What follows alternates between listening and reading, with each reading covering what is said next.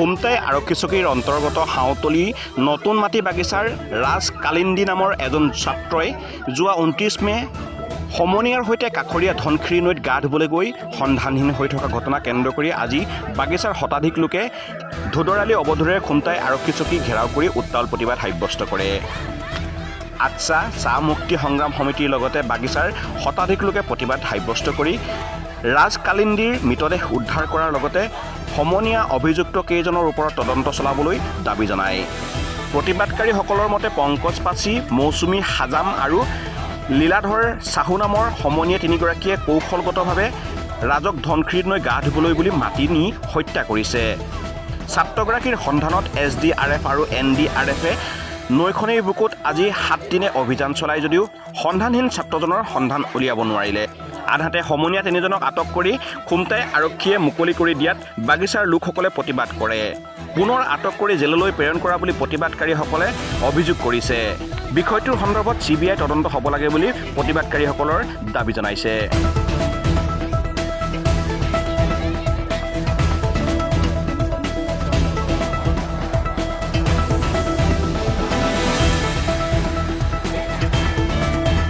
গোলাঘাটৰ পৰা মেঘালী শইকীয়াৰ সহযোগত খবৰ গোলাঘাট।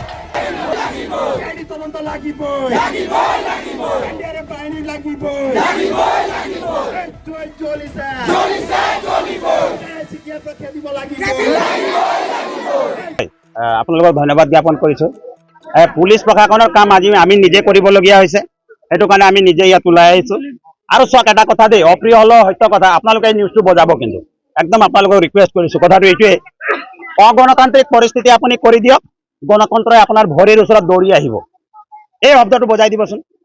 অগণতান্ত্ৰিক আপুনি কৰি দিয়ক, গণতন্ত্ৰ বোলা বস্তুটো কৰবাত যদি লুকাই থাকে সি দৌৰি আহিব, যেনেকুৱা প্ৰশাসনে আমাৰ ওচৰত দৌৰি আহিছে। আমিতো অগণতান্ত্ৰিক কৰি আছো না, ৰোড ব্লকেট কৰি মেলি পেলাই, কিন্তু প্ৰশাসনে দৌৰি আহিছে নে নাই কওকচোন বাৰু। এতিয়া আকৌ ন্যায় দিবলৈ ওলাইছে, কিন্তু গণতান্ত্ৰিক হিচাপত যেতিয়া নেকি আমি স্মাৰক পত্ৰ দিছিলো, যেতিয়া নেকি আমি অভিযোগ দিলো, তেতিয়া কিন্তু তেওঁলোকে ভালদৰে গ্ৰহণ কৰা নাছিলে। মাতৃক পিতৃক তেওঁলোকে বেয়া আচলতে ব্যৱহাৰ কৰিছিলে। তোমালোকে কেছ দিলে সেইদৰে লিখিলে নহব, আমি লিখাৰ দৰে হ'ব বুলি মেলি পেলাই কৈছে। এতিয়া সেইটোৰ কাৰণে অসমৰ মাননীয় মুখ্যমন্ত্ৰী হিমন্ত বিশ্ব শৰ্মা ডাঙৰীয়ালৈ একদম চিধা চিধিকে এটা কাগজ লিখিছো, CID তদন্ত দিব লাগিব। এইবিলাকৰ দৰে কাম নহব, CID তদন্ত দিব লাগিব আৰু ৰাজ কালিন্দীৰ মৃতদেহটো উলিয়াই দিব লাগিব। আৰু বাকী যি নেকি তিনিজন আছে, পংকজ পাচি, লীলাধৰ চাহ আৰু এজন আছে কিবা মৌচুম হাজাম, আৰু কেইবাজনো ওলাব।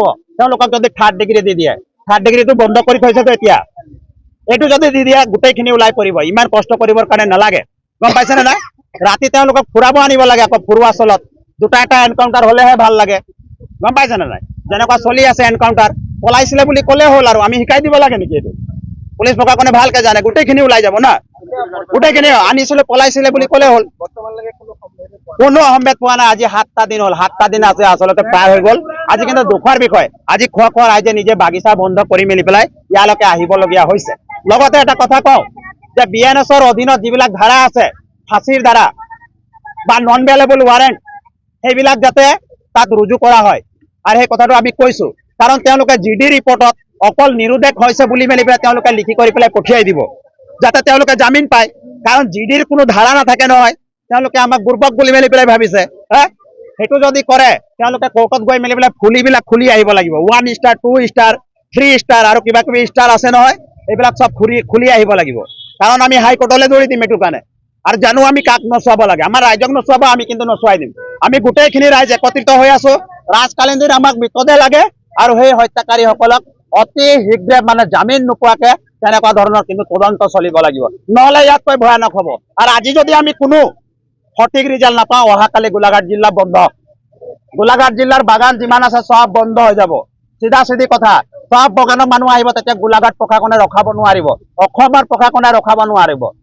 এইটো কথাটো আপোনালোকৰ ওচৰত স্পষ্ট কৰি দিলো।